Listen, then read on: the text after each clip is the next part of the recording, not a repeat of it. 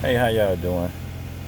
This vehicle that I have had a P300 code. It's had misfires and cylinders 3 and 5 and a host of other codes similar to that.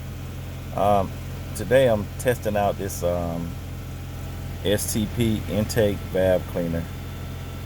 And I've seen like reviews and stuff from other people that did it, and they said erase all the codes because I know it's just a bunch of carbon cleanup. So right now I'm about 3 minutes left right now. The directions are pretty simple for us to do. Once we hook it up, we turn both knobs to the right all the way till you get to the eye, and then we run it for 9 minutes at 3 times the idle speed. So I've been roughly between 2,500 RPM and 3,000 RPM. So once this get done and you know everything, the codes don't come back, I'll post another video to keep y'all posted, because I bought this vehicle from an auction. It's an 09 Kia Borrego EX, not in bad condition. You know, it's 3.8 liter, but I know the people that had it did not take care of it at all. They left it dirty. It seemed like it was at a farm somewhere.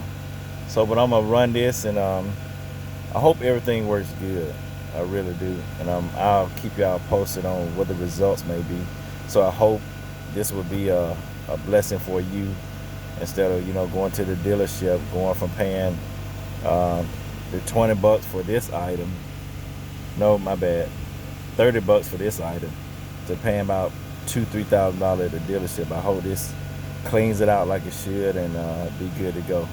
So once I finish this, let it run through the system, because you got to run it for 9 minutes till all the contents is left out of this the STP Intake Valve Cleaner kit.